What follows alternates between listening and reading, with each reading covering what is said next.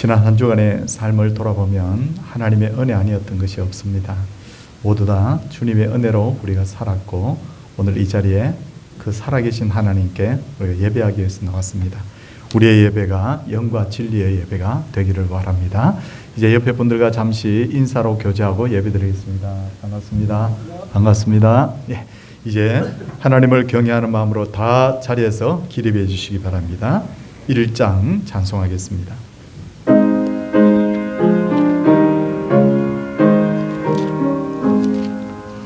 먼 복의 근원 하나님, 온 백성 찬송 드리고, 저 천사여 찬송하세.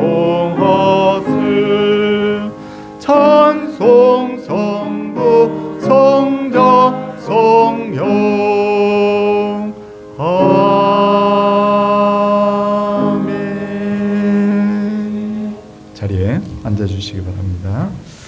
성시 교독은 십계명입니다. 주보를 보시면 되겠습니다. 제1은 너는 나 외에는 다른 신들을 내게 두지 말라.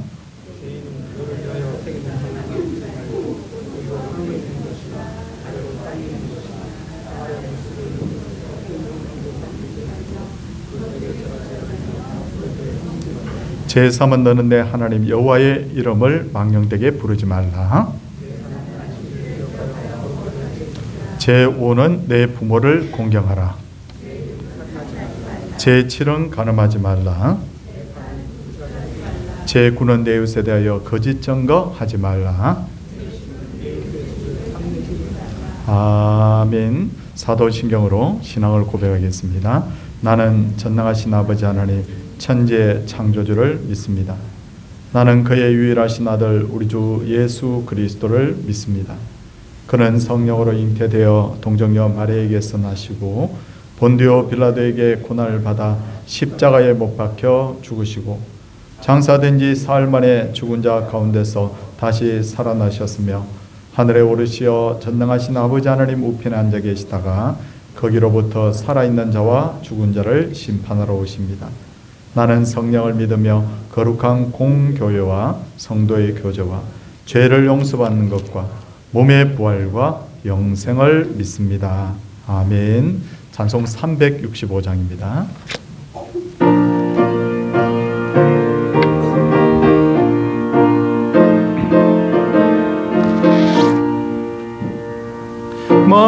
마음속에 근심 있는 사람 주 예수 앞에 달려 슬픈 마음 있을 때라도 주 예수께 아뢰라. 주 예수 앞에 달려라. 주 우리의 친구니 무엇이나 근심하지 말고 주 예수께 아뢰라. 눈물 나며 깊은 한숨 쉴 때 주 예수 앞에 달려라. 엄밀한 죄 내게 있더라도 주 예수께 아뢰라. 주 예수 앞에 달려라. 주 우리의 친구니 무엇이나 근심하지 말고 주 예수께 아뢰라.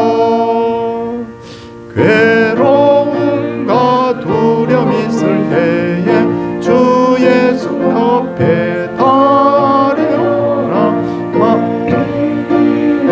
염려하지 말고 주 예수께 아뢰라. 주 예수 앞에 달려라. 주 우리의 친구니 무엇이나 근심하지 말고 주 예수께 아뢰라. 죽음 앞에 겁을 내는 자여 주 예수 앞에 달려라. 하늘나라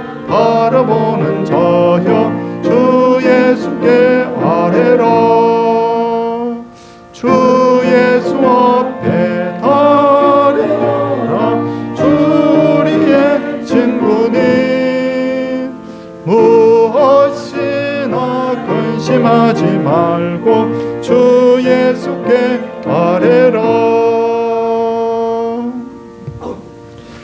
정훈 집사님께서 기도 인도하시겠습니다.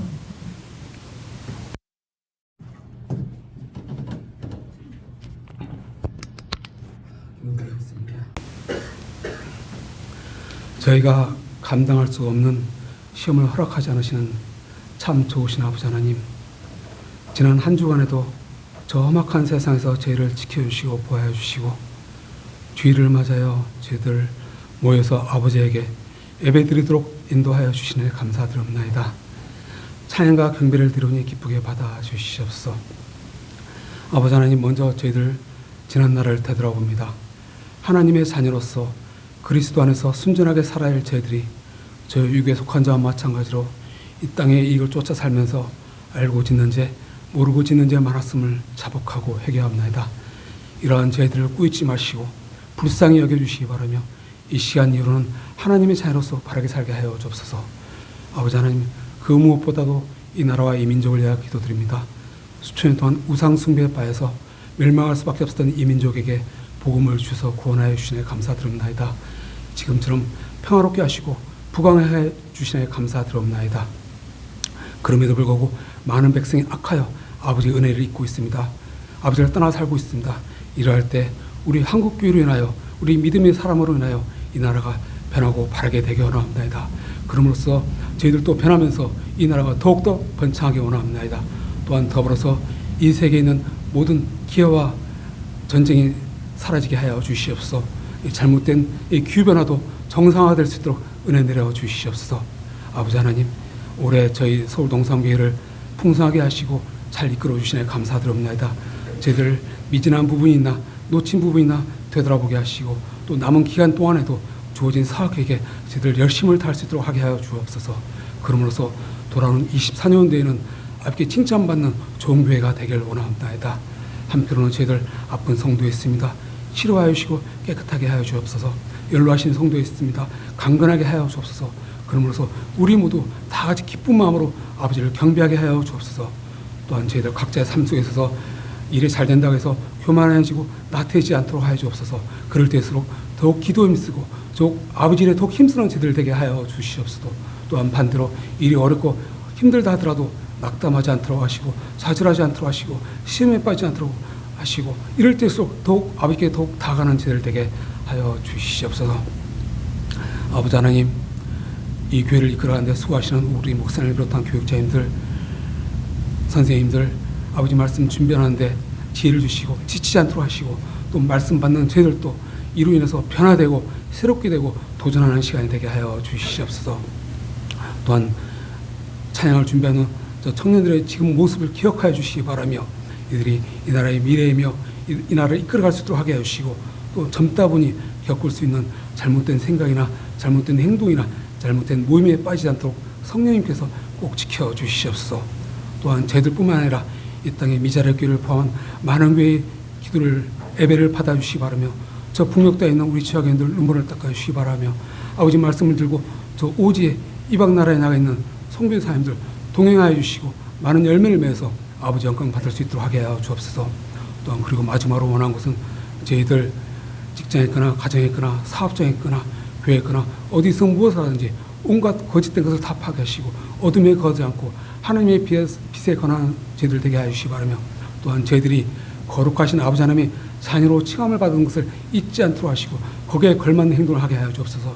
또한 물질에 있어서도 저희들이 아버지께서 청지기로 명함을 저희들 잊지 않도록 하시고 거기에 걸맞는 청지기 삶을 살도록 은혜 내려 주시옵소서.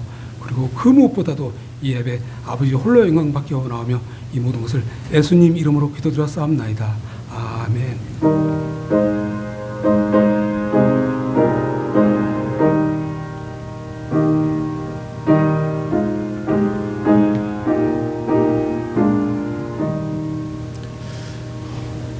하나님의 말씀은 우리 열왕기상 19장 1절에서 5절까지의 말씀입니다. 열왕기상 19장 1절에서 5절까지의 말씀.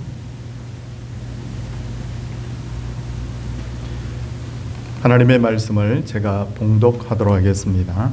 아합이 엘리야가 행한 모든 일과 그가 어떻게 모든 선지자를 칼로 죽였는지를 이세벨에게 말하니 이세벨이 사신을 엘리야에게 보내어 이르되 내가 내일 이맘때에는 반드시 내 생명을 저 사람들 중 한 사람의 생명과 같게 하리라.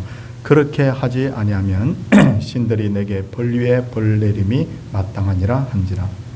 그가 이 영편을 보고 일어나 자기의 생명을 위하여 도망하여 유다에 속한 블레세바에 이르러 자기의 사원을 그곳에 머물게 하고 자기 자신은 광야로 들어가 하룻길쯤 가서 한 오뎀나무 아래에 앉아서 자기가 죽기를 원하여 이르되 여호와여 넉넉하오니 지금 내 생명을 거두시옵소서.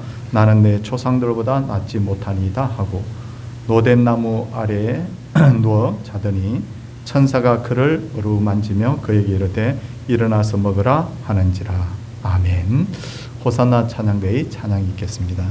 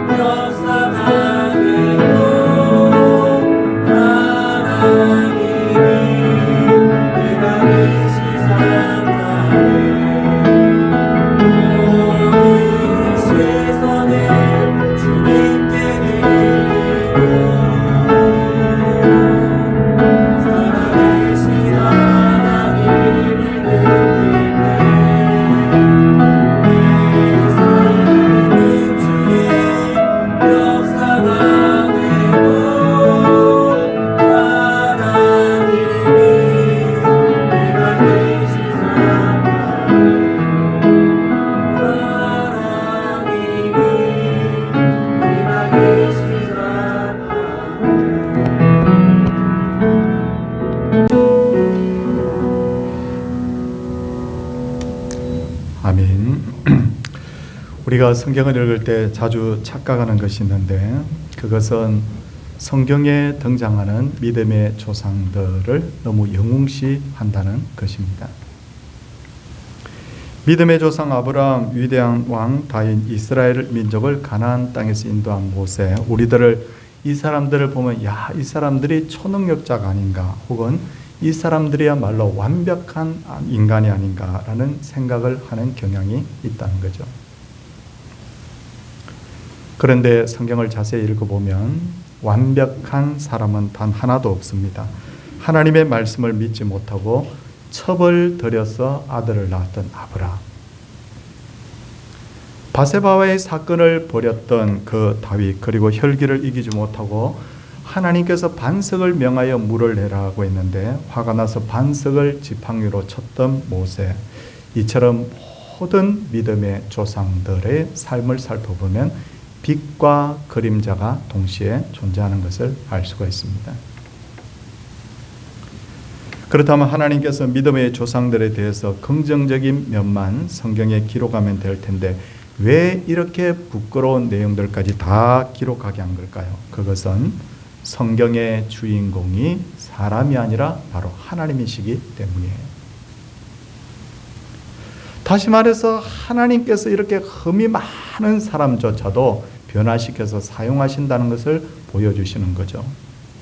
그러므로 우리는 믿음의 조상들의 흠을 보고는 하면서 그들을 비난할 것이 아니라 그들을 고쳐서 사용하시는 하나님의 위대하심을 찬양해야 합니다. 아울러 우리는 하나님께서 우리와 같은 흠과 티가 많은 사람도 고쳐서 사용할 수 있다는 그 기대감을 가지는 것이 좋은데, 이런 기대와 소망이 다 이루어지는 그 순간에 우리의 신앙 고백은 내가 나 된 것은 하나님의 은혜라 라고 그렇게 고백할 수밖에 없는 거예요. 그런 의미에서 오늘은 우리가 엘리야를 통해서 함께 하나님의 말씀을 듣기를 원하는데, 먼저 마태복음 17장을 보면 예수님 생애에 있어서 놀라운 일이 한 가지 기록되어 있습니다. 예수님에게는 우리가 잘 알다시피 12제자가 있었는데, 성경을 자세히 관찰해 보시면 예수님이 특별히 사랑했던 제자 3명이 나오죠. 베드로, 야고보, 요한입니다. 예수님께서 이 세 제자를 데리고 변화산이라는 곳에 올라가시는데, 변화산에 올라가신 예수님은 얼굴이 해같이 빛나고 옷이 빛과 같이 휘어졌다라고 완전히 평소의 예수님의 모습과 다르게 너무너무 그냥 신비로운 모습으로 변화가 되셨어요. 그리고 그 자리에 오래전에 이 땅에 살았던, 적어도 몇백 년 혹은 1000년 전 이상 살았던 그 두 사람이 등장하는데, 한 사람은 모세였고 다른 한 사람은 엘리야였어요. 왜 이 거룩한 자리에 왜 모세와 엘리야가 등장했는가? 전에도 말씀드렸듯이 모세는 율법을 상징하는 인물, 엘리야는 선지자들을 대표하는 인물이었기 때문이에요. 변화되신 예수님은 이들과 대화를 나누는데 이 대화를 통해서 우리가 알 수 있는 것, 대화의 내용은 알 수 없지만 이런 장면을 통해서 우리가 알 수 있는 것이 뭐냐면, 예수님이 바로 구약 성경의 율법과 선지자들이 그렇게 전가하던 바로 그 메시아라는 것을 나타내 보여주기 위해서 이 사건이 일어난 거예요. 성도들이 이처럼 엘리야는 대단한 사람이에요. 모세와 필적할 만큼. 그는 모든 선지자들의 대표로서 갈멜산에서 850명이나 되는 바알과 아세라를 섬기는 선지자들을 기도로 물리쳤을 뿐만 아니라 하늘에서 불을 끌어내려서 제단의 그 모든 재물을 싹 살라버렸습니다. 그뿐만 아니라 3년 6개월 동안 비가 오지 않던 그 이스라엘 땅에 기도를 통하여서 하늘로부터 비를 내리게 한 사람이에요. 얼마나 이 엘리야가 위대한지 우리는 이 엘리야를 별명을 붙이기를 불의 선지자다 그렇게 하고요. 우리가 가끔씩 찬양을 부릅니다. 엘리야의 하나님, 엘리야의 하나님은 하면서 엄청 장중한 그 찬양곡을 우리가 지어서 지금도 부르고 있습니다. 그렇다면 하늘에서 불이 내렸잖아요. 기적적으로 3년 6개월 동안 비가 내리지 않던 그 땅에 엘리야의 기도를 통하여서 비가 내렸잖아요. 그런 후에 이스라엘 백성들에게 있어서 어떤 변화가 일어났을까? 너무도 가슴 아프게도 아무 변화가 일어나지 않았습니다. 백성들은 하나님께서 행하신 그 기적을 보면서도 그 사람들의 삶은 변화되지 않고 여전히 그들은 바알과 아세라를 섬기고 있었단 그 말이에요. 엘리야의 마음에서 볼 때 엘리야의 어떤 그 마음을 볼 때 얼마나 낙심이 됐겠습니까? 그런데 덮친 격으로 엘리야가 행했던 일들에 대해서 이스벨 여왕이 들었습니다. 그리고 엘리야에게 사신을 보내서 이렇게 말합니다. 내가 내일 이맘때는 반드시 내 생명을 저 사람들, 그러니까 죽은 사람들 중에 한 사람의 생명과 같게 하리라. 그렇지 아니하면 신들이 내게 벌리에 벌을 내림이 마땅하리라.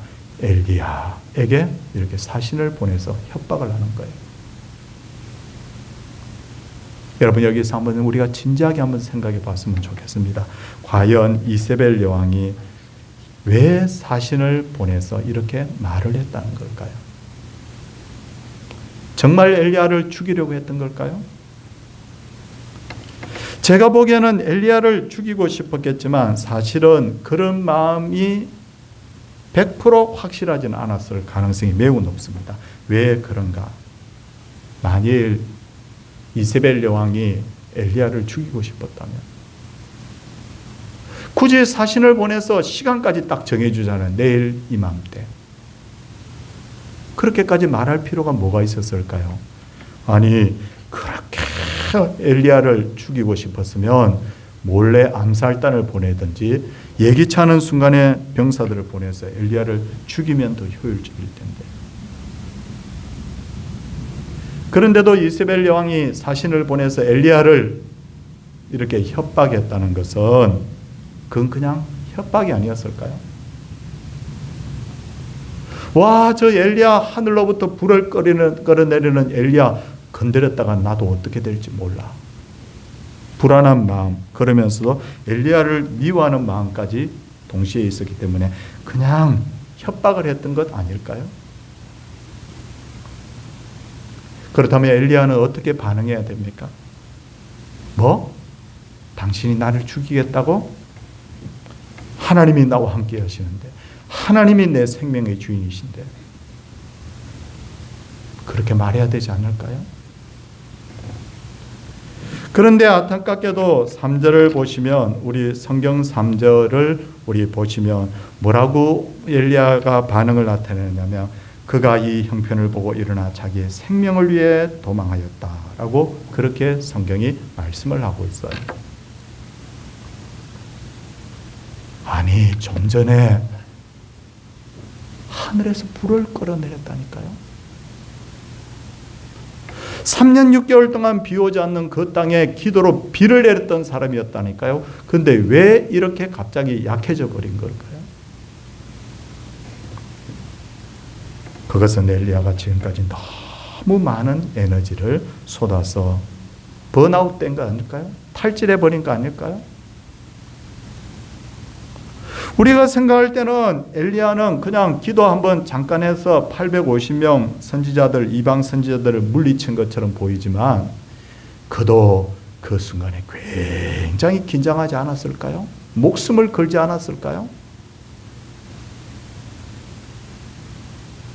거기다가 지난 3년 6개월 동안 비 오지 않는 그 상황 속에서 엘리야가 얼마나 고생을 했는지 성경에 기록이 되어 있습니다. 어떤 때는 막 굶주려서 너무너무 고생해서 까마귀를 통하여서 양식을 공급받기도 하고, 저 북쪽까지 가서 겨우 과부의 집에서 먹을 것을 얻기도 하고, 그리고 하늘에서 불을 끌어내리고 기도로 이스라엘 땅에 비를 내리면서, 이야, 이제야 이 이스라엘 백성들이 바알과 아세라를 버리고 여호와 하나님께 돌아올 것이라고 기대하지 않았을까요? 근데 죽을 힘을 다해서 사역을 했는데도 불구하고 이스라엘 백성들이 하나도 변화가 되지 않으니까 마음이 그냥 쿵 하고 내려앉아 버린 거죠. 이걸 우리가 뭐라고 합니까? 낙담이라고 하죠. 낙담. 그러던 차에 이세벨 왕비가 자기를 죽이겠다고 협박하려니 마음이 그냥 완전히 무너져 내려버린 겁니다. 그런데 이런 경험은 엘리야만 한 것이 아니죠. 우리도 한 번씩 이런 경험을 합니다.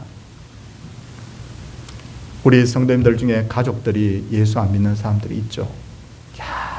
다른 건 몰라도 우리가 이것만큼은 양보할 수 없잖아요. 내가 가족들을 얼마나 사랑하는데 우리 가족들이 다 예수 믿고 천국 가야 되는데 가족들이 안 믿어. 그래서 애를 태우면서 평소에 기도하는 분들이 있죠.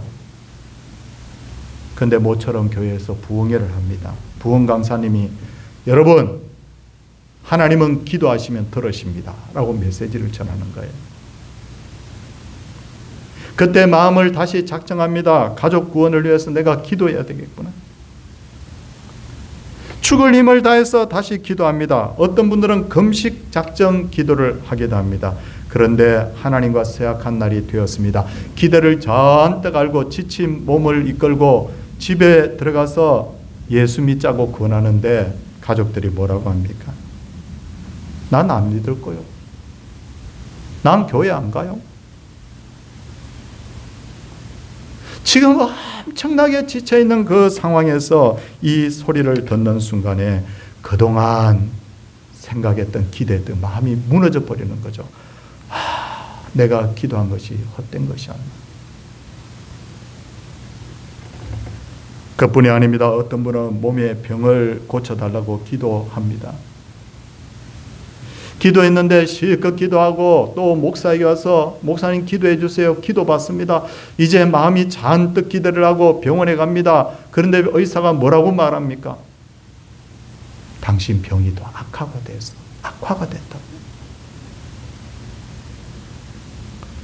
그럴 때 우리가 어떤 생각이 듭니까? 하나님이 내 기도 안 들어주시는가?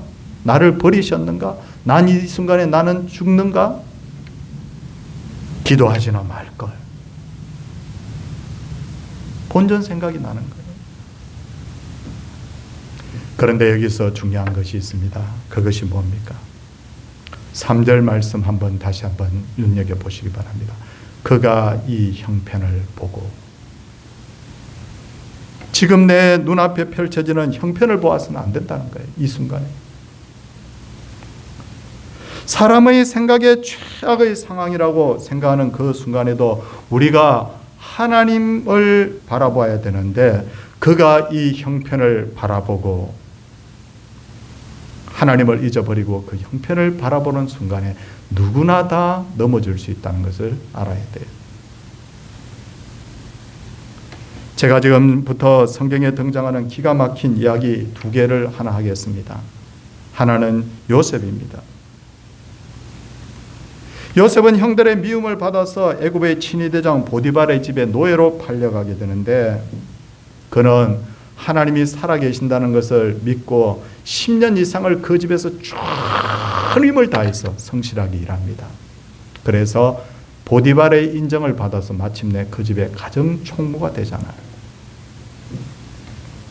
야, 이제 점점점 지위가 조금씩 높아지니까 하나님이 내게 주신 꿈대로 이루어지는가 보다라고 기대했던 요셉. 그런데 어떻게 됐어? 그 믿음과 반대로 보디발의 아내가 요셉을 유혹합니다. 요셉, 나와 잠자리 하자고. 요셉이 이것은 하나님 앞에서 범죄 행위이기 때문에 할 수 없다고 거절했을 때 그 보디발의 아내가 어떻게 합니까? 요셉이 자기를 급간하려고 했다는 누명을 씌워서 감옥에 보내버립니다.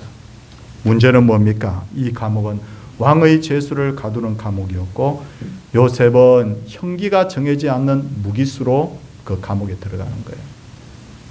아무도 도와줄 자가 없어요.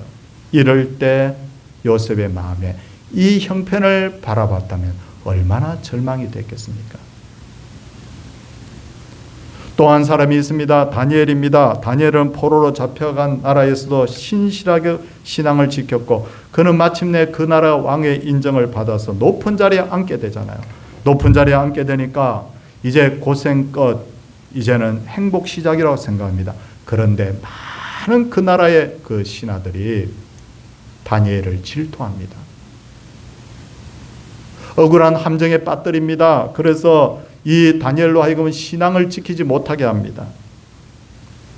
난 이제부터 잘 나갈 거라고 생각했는데 이 누명을 쓰고 그가 사자굴에 들어가잖아요. 여러 날 굶은 그 사자들 우리에 들어갔을 때 그가 어떻게 생각했을까요? 아, 나는 이제 끝인가 보다. 상황을 보면 이렇게밖에 생각이 안 된다는 거예요. 그런데 이 놀라운 이 두 분은, 요셉과 다니엘은 그 기가 막힌 순간, 그 최고의 순간에도 자기들이 처한 상황을 보지 않고 살아계신 하나님을 보고 있다는 거예요.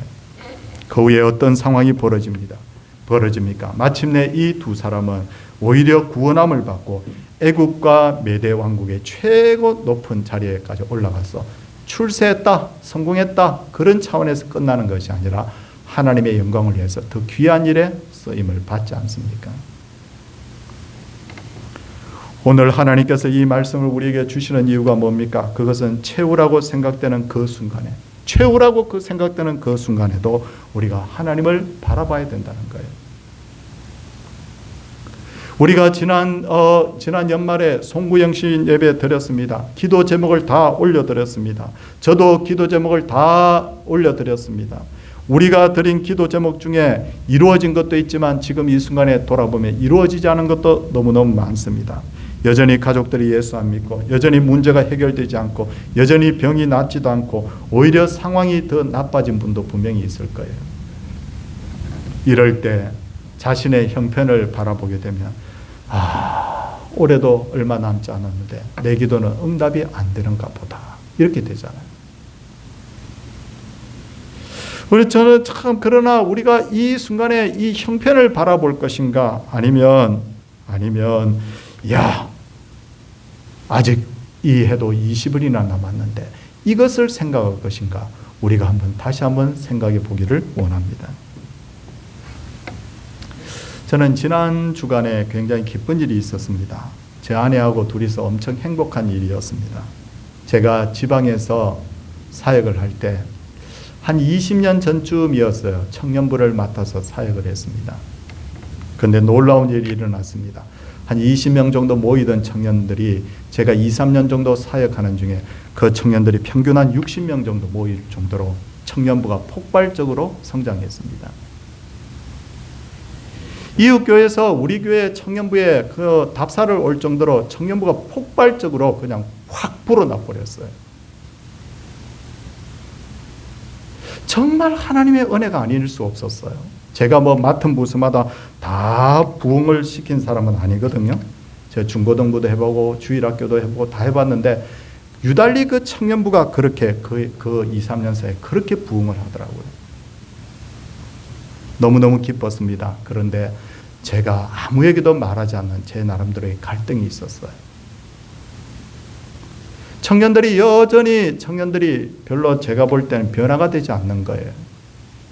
제가 구체적으로 다 말씀을 드릴 수는 없지만, 제가 처음에 만났던 그 청년들의 모습이나, 제가 2, 3년을 가르치고 난 후에 그 청년들의 모습이나 별로 달라진 것이 없었어요. 제가 마음으로 막 갈등했습니다. 이게 맞는가? 그리고 저는 그 교회를 이제 떠났죠. 한 2, 3년 사역을, 청년부 사역을 마치고 제가 좀 더 있다가 그 교회를 떠나게 되었는데, 제가 왜 기쁜 일이라고 하느냐면, 제가 그렇게 오래전에 가르쳤던 그 청년들이 2명이 결혼을 했고, 이제 40대 중반의 나이가 되었고, 그 아내와 자녀들까지 다 데리고 저를 찾아온 거예요. 여기 서울까지. 찾아와서 뭐라고 말하느냐면, 목사님 그때 이런 이야기를 저희들에게 해주셨는데 라고 하면서, 정말 그때 그 신앙을 다져준 것이 너무 감사하다고. 그러면서 저희들이 지금 교회에서 어떤 사역을 하고 있고 어떤 역할을 하고 있다고 하면서, 그때 그 순간을 잊지 못한다고 그렇게 하면서 온 거예요. 저와 아내가 그들과 만남을 끝내고 집으로 돌아와서 감격이 되어서 잠이 오지 않는 거예요. 그렇게 오랜 세월이 지났는데도 찾아왔구나. 이처럼 하나님은 우리가 느끼지 못하는 순간에도, 저는 도대체 변화가 안 되는 것 같은데 이렇게 했던 그 순간에도 하나님은 그 노력의 씨앗을 다 기억하고 계시고 그것이 소리 없이 서서히 자라게 하시는 하나님. 저는 껍데기만 보고 이게 맞는가 이렇게 하는 그 순간에도 하나님께서는 그 기도를 들으시고 기어코 열매를 거두시게 하는 하나님. 우리 하나님은 바로 그런 분이셨어요. 문제는 내가 보는 눈과 하나님이 보는 눈이 다르다는 거잖아요. 내가 생각하는 생각의 관점과 하나님의 생각이 다르다는 거죠. 그러므로 나의 기준에서 형편을 바라보게 되면 엘리야처럼 넘어집니다. 그런데 하나님의 기준에서 세상을 보는 거예요. 그러면 요셉과 다니엘처럼 최후의 순간, 기가 막힌 그 순간에도 하나님이 일하시는 그 반전의 그 역사를 우리가 경험하게 된다는 거죠. 그러므로 우리가 올해를 바라볼 때 20일밖에 안 남았어. 이제 그냥 이 시간은 그냥 대충 흘러버리는구나. 이렇게 끝나는 것이구나 라고 생각하는 것이 아니라 마지막 반전의 하나님, 어느 순간에 하나님이 우리의 기도를 들으실지 모른다는 거예요. 복음을 거절하던 자녀들이 성탄절에는 교회 가자고, 송구영신 예배 때는 교회 가자고 할지도 모른다는 거예요.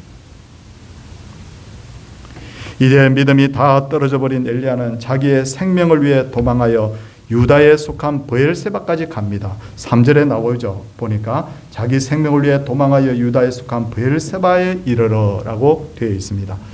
성도님들, 이걸 제가 지도로 보여줄 수는 없는데 저 엘리야가 출발한 곳은 어디냐면 북이스라엘 이스라엘이 아니고 이스르엘 평야라는 곳에서 출발합니다.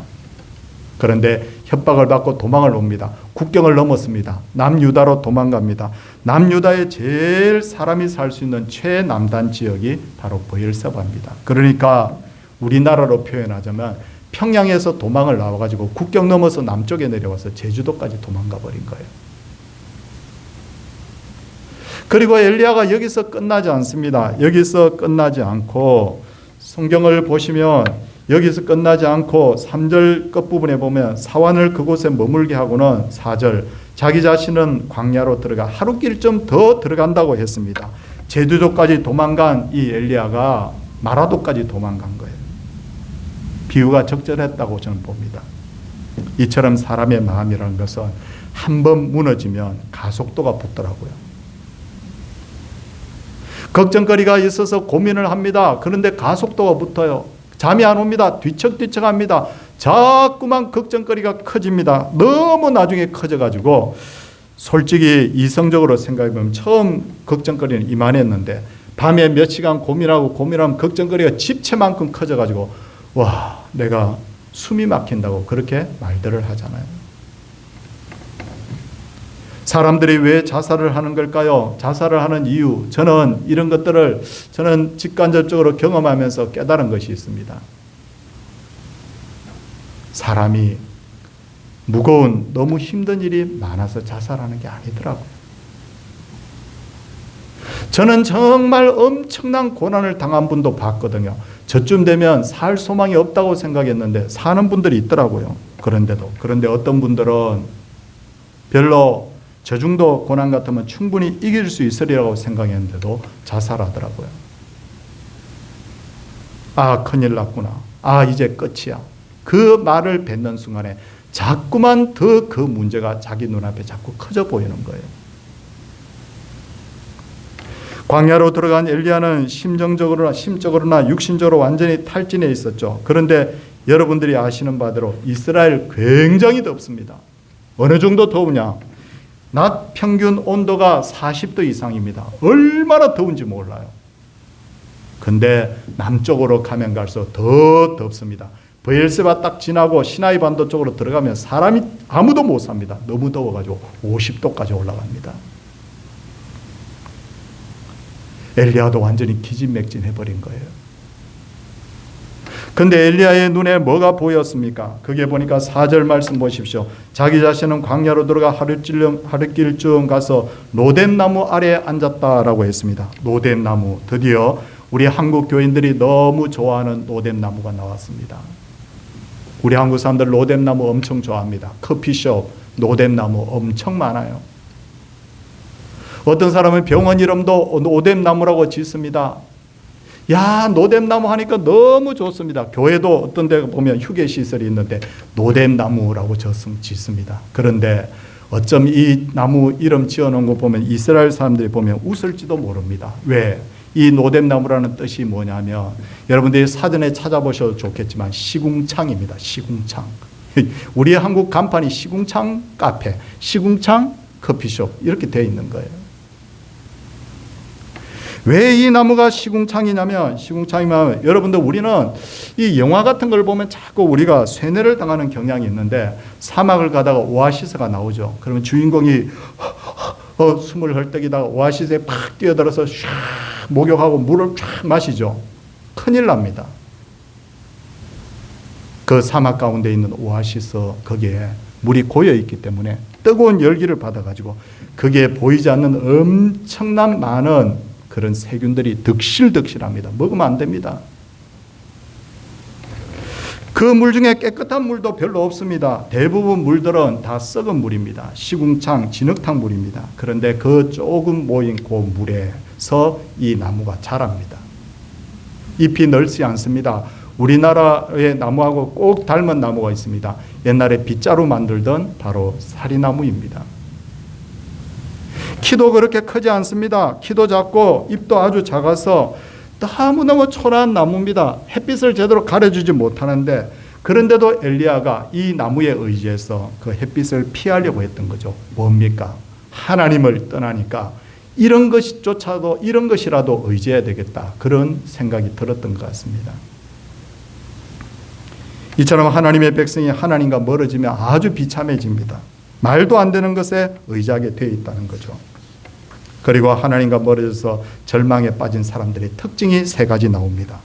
이 특징에 대해서 이제 하나하나 말씀을 드리고 이제 정리를 할까 합니다. 첫째, 하나님을 떠난 사람이 절망에 빠지면 첫 번째 특징이 뭐냐면 죽고 싶다 그렇게 말합니다. 죽고 싶다. 여러분 엘리야 말하는 거 우리 한번 들어보겠습니다. 4절 말씀입니다. 4절 말씀 중간 부분에 보니까 여호와여 넉넉하오니 지금 내 생명을 거두시옵소서. 나 죽고 싶어요. 그 말합니다. 그런데 사람이 죽고 싶다고 말할 때 그게 진심은 아니라고 그래요. 살고 싶으니까 마음에 갈등합니다. 힘들어서 죽고 싶고 그러면서도 살고 싶고 하니까 자꾸만 죽고 싶다는 말을 한다는 거예요. 절망에 빠진 두 번째 사람의 모습이 나옵니다. 그것은 뭐냐면 다른 사람하고 비교합니다. 우리 4절 끝부분 다시 한번 보겠습니다. 갑자기 엘리야가 이 말합니다. 나는 내 조상들보다 낫지 못하니이다 라고. 무슨 말입니까? 절망에 빠진 사람들을 보면 이렇게 말합니다. 저 사람은 행복한데 나는 왜 이렇습니까? 저 사람 기도는 들어주는데 나는 왜 기도를 들어주지 않습니까? 어떤 사람 고난을 당해서 제가 위로해 줬습니다. 힘내십시오. 근데 저보고 한 말이 있습니다. 목사님은 모르죠. 목사님은 행복하니까. 사람은 50보 100보입니다. 인생이. 그런데 남하고 비교하는 거예요. 남들 다 행복해 보이는데 나만 힘든 것 같아요. 그런데 성경이 뭐라고 말합니까? 사람마다 다 분복이 있고 달란트가 다르다고 말하잖아요. 하나님 모든 사람 다 사랑하신다고 말하잖아요. 다 하나님께서 화와 복을 우리에게 함께 겸하여 다 주시는 것이 인생이라고 말하잖아요. 다 좋은 인생도 없고 정말 힘든 것만 있는 인생도 없다는 거잖아요. 그걸 우리가 알아야 돼요. 세 번째, 절망에 빠진 사람의 특징이 나옵니다. 자기의 초라한 모습밖에 보이지 않습니다. 우리 훌쩍 뛰어넘어서 우리 10절에 보시면 뭐라고 엘리야가 말을 하는지 우리 보겠습니다. 10절 제일 끝부분에 보니까 칼로 주의 선지자들을 죽였으며 오직 나만 남았거늘. 자기만 남았다는 거예요. 사람들이 절망에 빠지면 어떻습니까? 나 혼자밖에 없는 것 같아요. 근데 하나님 뭐라고 말합니까? 야 엘리야야, 너 그것밖에 안 되니? 너 그게 너 생각이야? 그게 아니야. 아직도 바알에게 무릎 꿇지 않은 자 7,000명을 하나님께서 다 숨겨두었다고. 하나님 저밖에 없어요. 그렇게 하는 순간에도 하나님이 다 지켜보고 계시면서 하나님께서 숨겨주신 그 은혜가 있다는 거예요. 사랑하는 성도님들, 이제 다시 원점으로 돌아가서 말씀드립니다. 모든 인생은 다 빛과 그림자가 있어요. 불의 선지자 엘리야도 마찬가지입니다. 이 세상에 고난 없는 사람이 없습니다. 그런데 우리가 하나님을 바라보면 하나님이 일을 하십니다. 그런데 우리가 그 고난 순간에 내가 처한 형편을 딱 바라보면 꼭 엘리야처럼 말합니다. 죽고 싶어. 저 사람은 왜 복을 주는데 왜 나는 이렇게 불행할까? 왜 나는 이렇게 외톨이 인생처럼 사는 걸까? 그러면서 마지막에 뭐라고 합니까? 각 죽어버릴까? 사랑하는 성도님들, 우리가 이렇게 되면 결국은 시궁창 같은 그냥 로뎀 나무만 의지하게 되잖아요. 우리 그런 시시한 인생으로 사는 인생이 아니잖아요. 우리에게 고난이 오고 힘든 그 순간에도 우리 성도님들 명심하십시오. 우리는 어떤 경우에라도 믿음의 눈으로 하나님 바라봐야 돼요. 그게 우리 사는 길이에요. 오늘도 이 귀한 믿음을 우리 모든 성도들에게 다 하나님께서 선물로 주시기를 주님의 이름으로 축원을 드립니다. 함께 찬송하도록 하겠습니다. 288장입니다.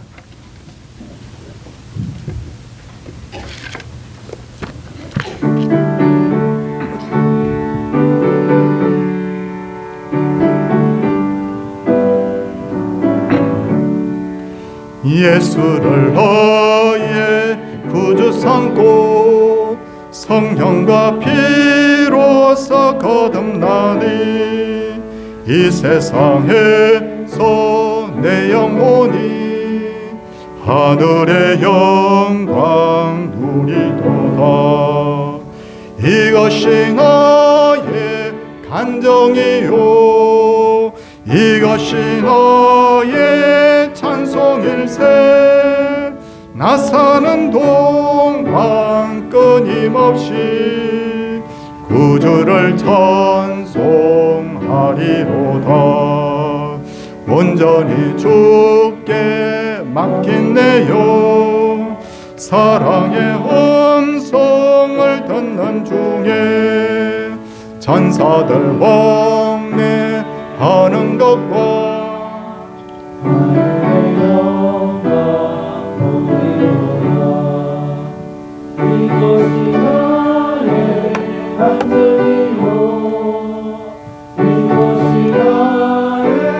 찬송일세. 나 사는 동안 끊임없이 구주를 찬송하리로다. 주 안에 기쁨 누림으로 마음의 풍랑이 잔잔하니 세상과 나누 간 곳 없고 구속한 주만 보이도다. 이것이 나의 간정이요 이것이 나의 찬송일세. 나 사는 동안 끊임없이 구주를 찬송하리로다.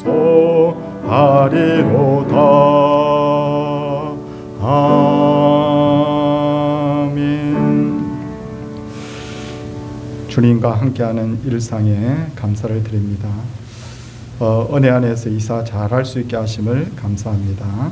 삶의 평안을 사모하게 하신 하나님, 일상의 평안함이 아버지의 세밀한 은혜임을 깨닫게 하시니 감사드립니다. 우리 손을 모으고 하나님 앞에 기도하도록 하겠습니다. 아버지, 모든 인생은 다 낮과 밤이 있는 것처럼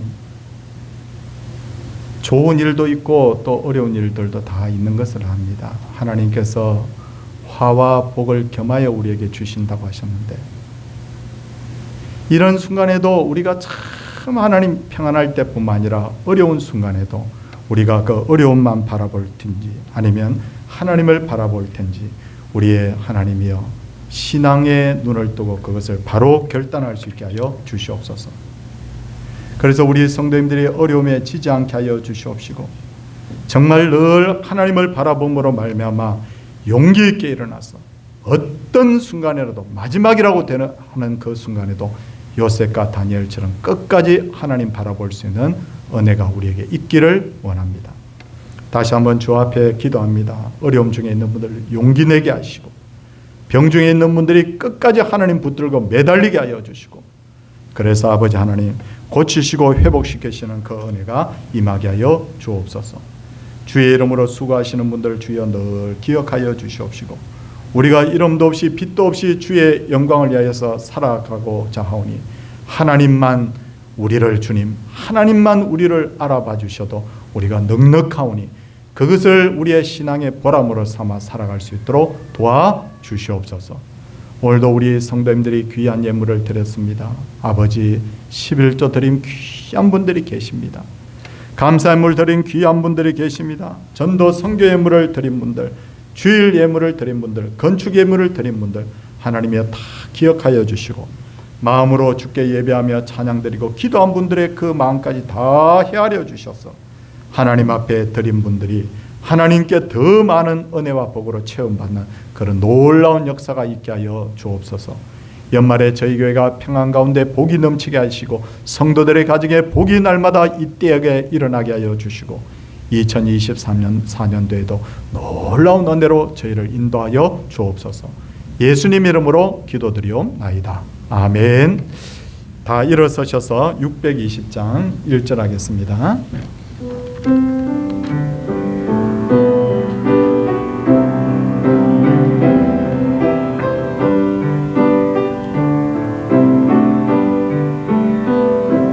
여기에 모인 우리 주의 온종 받은 자여라. 주께서 이 자리에 함께 계심을 아노라. 언제나 주님만을 찬양하며 따라가리니 시험을 당할 때도 함께 계심을 믿노라. 이 믿음 굳세라. 주가 지켜주신다. 어두운 밤에도 주의 밝은 빛 인도하여 주신다. 주 예수 그리스도의 은혜와 하나님의 놀라우신 사랑과 성령의 감동 감하심이 어떤 순간에도 행복한 순간에도 어려움의 순간에도 오직 그 시선을 하나님께 향하기를 원하는 하나님의 사람들과 그 자녀손들과 그 가정과 그 생업예와 이 교회 위에 열방의 모든 주의 성도들 위해 이제로부터 영원토록 함께 있을지어다. 아멘.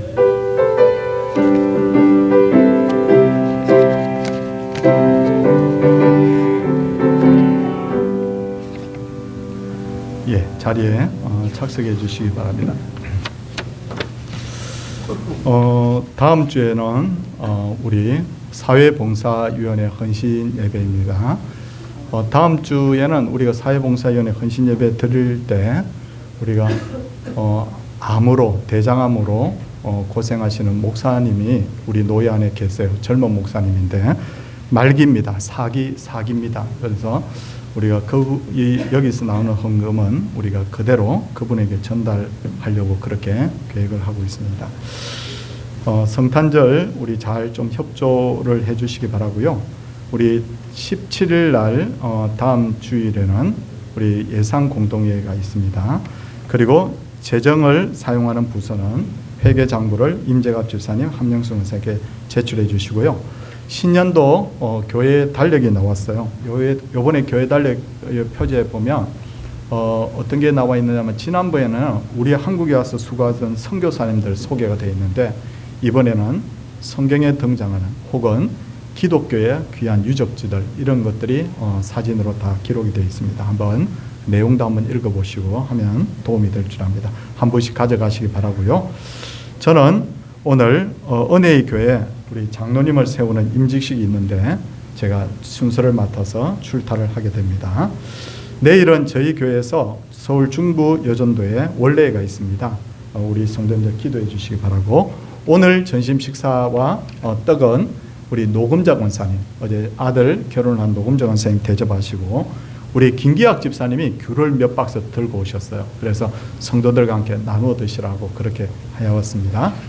드시고 많이 축복해 주시기 바랍니다. 이제 옆에 분들과 우리 인사하고 마치도록 하겠습니다. 할렐루야. 할렐루야. 네.